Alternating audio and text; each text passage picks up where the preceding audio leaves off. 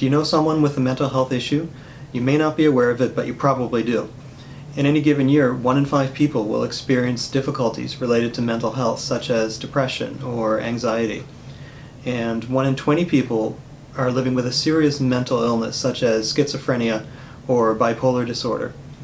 On university and college campuses, the impact of mental health can range from failing grades and isolation all the way, unfortunately, to suicide. In a recent survey by the National Alliance on Mental Illness, in the past year, approximately 25% of university students have received treatment for a mental health issue. 31% have stated that they were so depressed at some point in the past year that it was difficult for them to function. And 7% have seriously considered suicide. Today, the Healthy Minds team at St. Mary's University in Halifax is talking about student mental health with university faculty, staff, and of course the students themselves. And along the way, we hope to correct a few myths about those experiencing mental health issues. My name is Carolyn Dennis. I'm a clinical therapist here at St. Mary's. I've been here for a few years now, and I work with students to help them through some difficulties they may be having around their mental health and mental illnesses. Great. Steve Smith, I'm the Dean of Science here at St. Mary's University. So my name is Mary Ann Parsons, and I'm a contract faculty in sociology and criminology and the graduate program in women and gender studies. Okay, my name's Tom Kozlowski. I'm on the accounting faculty. I'm an associate professor in the accounting department in the Sobey School of Business, and just returned to the faculty after about a 3-year term as associate dean of the Sobey School. Hi, we're the peer supporters at St. Mary's University. My name's Sarah, and this is Megan. I'm a 4th-year student studying Bachelor of Commerce and taking my major in Human Resources. I'm a 4th-year student studying psychology here at SMU.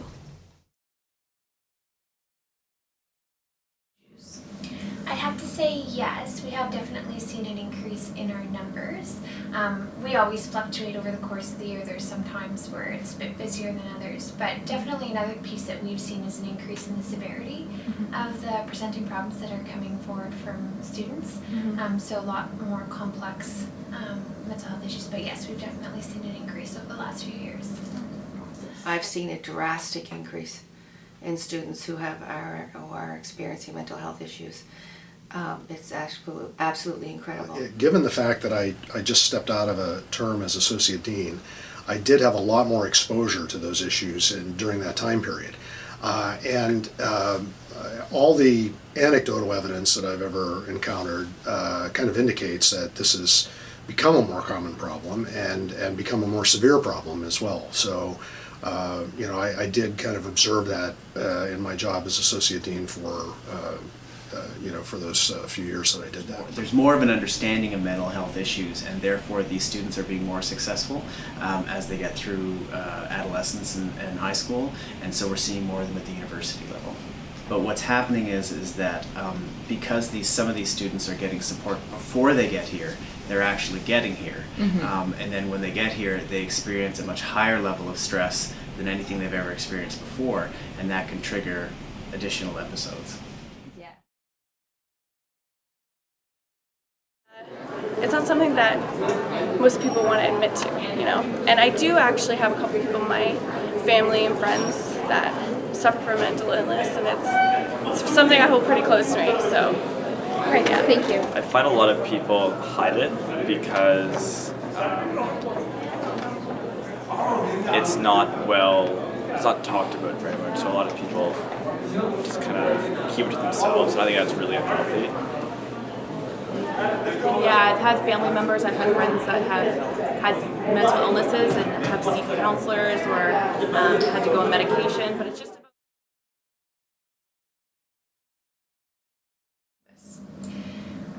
I think one of the main challenges, honestly, is around stigma. I think that, unfortunately, there's still stigma on campus, just like there is everywhere. And that leads to students being reluctant sometimes to access services, which I think is a big barrier, especially since we know that accessing services sooner is usually ideal for people who are struggling, especially with some illnesses in particular. And on top of that, I think that just the fact that there is stigma contributes to making people feel worse. So that's definitely one of the big barriers. I think that because mental health issues are considered you know, an issue that you shouldn't talk about, you know what I mean, reveal Yeah. and all these things. I think that it's hard for a student to go and seek out mental health, you know, assistance because of the stigma that's attached to it. People make attributions about why people are dealing with certain issues. And when you have someone who's depressed or anxious and they're not performing well, the people around them will often say things like, "Oh, you know, just suck it up. You need to, you know, you just need to try harder," because they can't understand what that person is going through because they only see it from the outside. They're not seeing it from the inside. And people who have mental health issues will ironically also often feel that way and therefore blame themselves and see it as a personal weakness, when in fact it's a medical condition like any other medical condition, and it needs to be addressed either behaviorally or through medication depending on what it is that the person has. And what is particularly problematic of that is because of the stigma that's there, and I would say it's not as bad as it was, but it's still there. I think there's more awareness now. But because of that stigma, people don't seek the help that they need, and so they often get in a much worse situation than they would have been if they sought help early on. Yeah, I think there's always a stigma around mental health. Basically, people label it and they don't really understand the full problem. And instead of asking the right questions of what's going on with someone, they just label them as crazy. It's very kind of one of those things that are very undisclosed, right? Especially around campus. If you don't hear about it, chances are you think that it doesn't really happen. So, in my opinion, it's definitely well out there, but it's just not well talked about, and it's getting a lot more talked about now for sure. But. Yeah, I think there is, and if I could offer kind of a global anecdotal observation, is that I think it's probably a much better situation overall now than it was, say, 30 years ago. Again, reflecting on my own university experience, I don't think that if a student was having difficulty or experiencing a mental illness, I think in those days there was very little until it got very, very serious, incapacitating, or life-threatening. Nowadays, I think people are much more attuned to the possibilities that are out there and what can happen, and how with some intervention you can kind of get back on track and not continue to suffer and continue to go down a path that lead to even more problems later. So I think there is still a stigma, but I think that all the work from thousands of people across many years has probably done a lot to lessen it. And we'd like to certainly send the message at St. Mary's that there's no stigma to it, that you can come and talk to anybody, and that we're all aware of the resources that are available, and we're happy to listen and to steer people to those resources.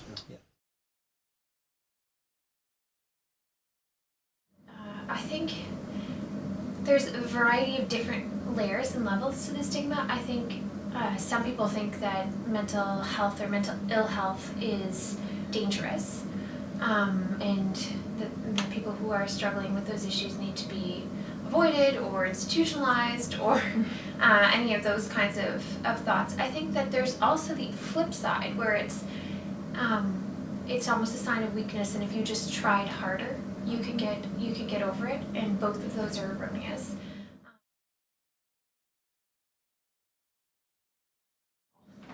Educate. As much as possible, educate. I know that I have a role as a mental health practitioner to spread a positive message around mental health, and a message of hope around mental illness. That's my piece, but I think peer-led initiatives are ideal, where you could have a peer really indicate that it's okay to have these conversations in a non-judgmental area, and to be able to just provide some of that education, some of that information. I think that makes a big difference, and I think there's a really huge difference in between me promoting this message or other people on campus promoting this message that are in a different kind of either in an educator position, something like that. I think there's a difference between that and peer-led initiatives where one-on-one you can see somebody else that's just like you, that can give you positive information around mental health. A lot of the things that the Healthy Minds team is doing to date to really inform and destigmatize is going to be particularly impactful.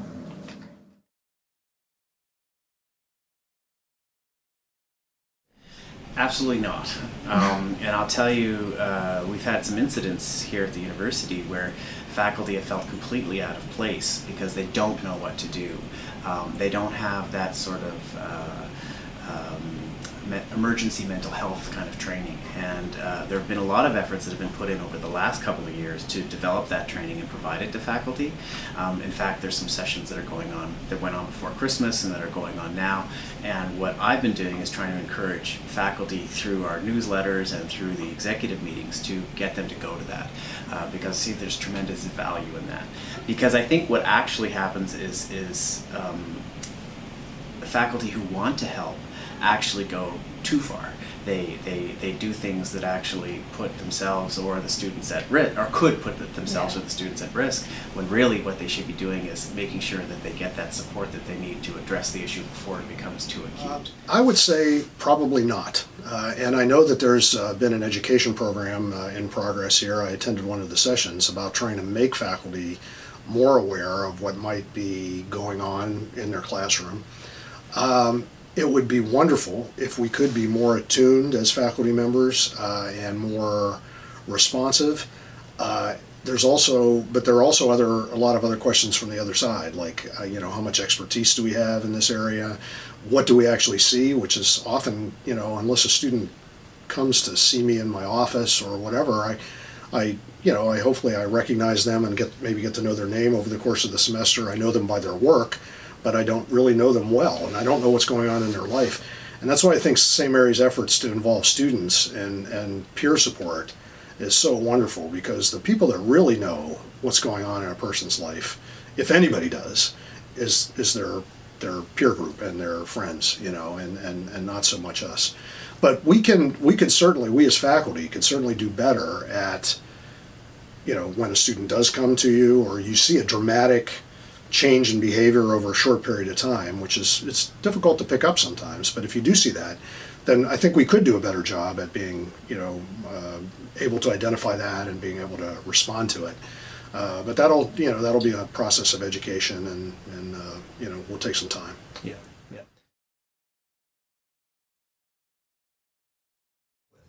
So we're trained to help with a variety of mental health concerns, including managing stress, overcoming fears, learning healthy coping strategies, helping with relationship issues, as well as university adjustment.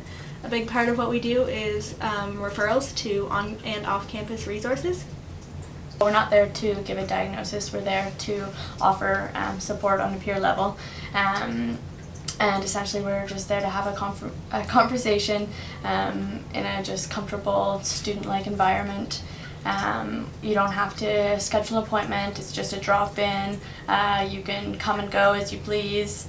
We're not keeping records on students. You don't even have to tell us your name if you don't wish to. We're both students, so we've been through some of the similar experiences that you're going through.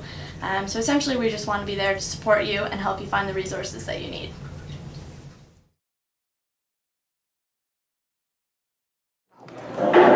Positive friend groups. Is that what you do? Yes, I surround myself with positivity. Good help. Thank you. Though I don't follow these rules necessarily, always making sure that you have some physical activity in there. If you're studying, take a 10-minute break every hour and go for a little walk. That usually helps me focus again and get some physical activity. I think definitely I always try to promote balance. Mm-hmm. Balance is key. So awesome to engage in things like stress management, time management, planning. Those are all really important. And in that, planning time for yourself, time to do some self-care, to go out and do things that are interesting and fun so that you're not completely overwhelmed with all of your schoolwork. And get a chance to kind of live a more balanced and healthy lifestyle. So outside of that piece, definitely self-care, reaching out when you feel like it might be time to reach out, and noticing times where things are maybe getting a little bit too out of control or a little bit more negative, and you might be struggling a bit more in finding ways to either reach out to a mental health practitioner or a support system that can help you through that. So not being an island is really important.